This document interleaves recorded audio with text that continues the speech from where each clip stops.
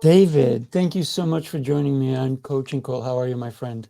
Good, good, doing good, man. I appreciate you having me. Thank you so much. Like one of the great things about learning the instrument that I find is once you learn, it's a skill that will bring you joy the rest of your life.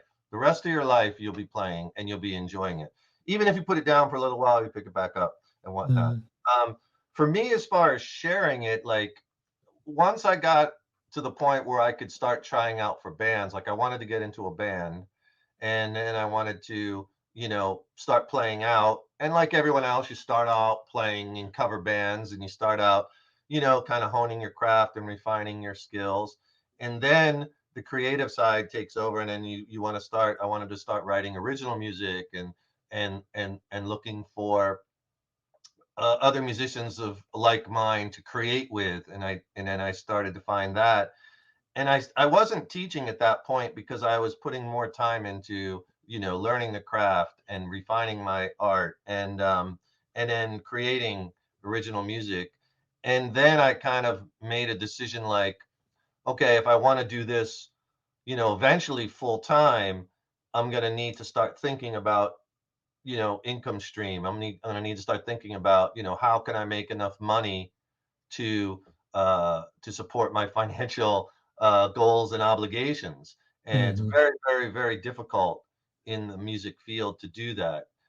And I quickly found out because once I started trying out for bands, you know, you start trying out and you probably don't get the first few auditions and you keep going and then eventually you start making the callbacks and then you still don't get to get and then eventually you get in if you just keep at it and keep working at it.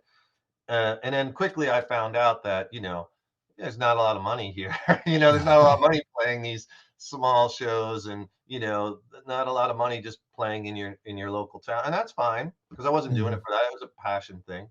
But you quickly find out, hey, you know, um, I'm going to need to start thinking about if I'm going to do this, how can I start making money? And then eventually led me to the path of teaching, mm. like, and it's interesting because with teaching, I quickly found out that early on, I found out that teaching requires a whole other set of skills than Oh, just yeah.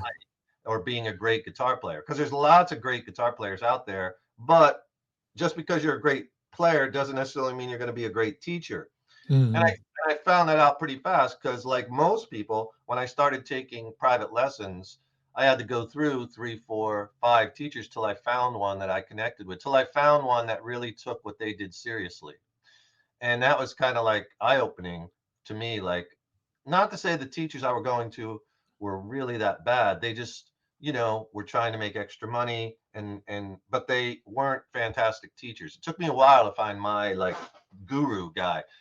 So I quickly found out that okay, I'm gonna need you need a whole nother set of skills, and you start working on that, and then eventually it took me to the point where I could start teaching and sharing and start making money that way, and then that took me down a whole nother road. So Mm. and then you have these other roads as a musician too. Like basically when you're a musician, you have to have a lot of balls in the air. You have to have a True. lot of income coming in from various streams. Unless you're like at the top of the game in your band and you're playing like headlining like mid-size arenas and mid-size venues where you're headlining, then you're touring around the country and you're selling a lot of merch, then you could make enough just with that. But Mhm. unless you're at a pretty high level, it's really hard unless you have multiple streams coming in to as a and plus on top of that, the music business is a brutal, brutal business. I can It, only, well, so many people in it, if you will, right? yeah, it's interesting, and it's gotten even more as time has gone on. It's again good and bad, like because now like as an original artist creating music, it's really hard to get your music heard. Really, really Mm. hard because the the marketplace is flooded, is inundated with music because now you really don't even have to be a musician to create music. There's so many virtual instruments and whatnot that people are creating stuff. And again, I think that's good and bad, Right. but it makes it really hard to get your stuff heard because it's just so flooded. But that's the way the scene is now, and we have to navigate. and traverse those paths and find our ways around it. And then 80s, was a big part of growing up listening to the hair metal bands and all the guitar virtuosos Hmm. Hmm. and whatnot. So, I mean, I guess probably not unlike many people, I was just drawn to it. And, we just all seem to have that as human beings, like I find it interesting that music is, I never met a person in my life that didn't like some type of music. Hmm. Everybody likes some type of music. And I don't know what else you could really say that about. Like, not everybody likes, going to bed early. Not everybody likes spinach. Not everybody likes, the New York Rangers, whatever. But everybody likes some type of music.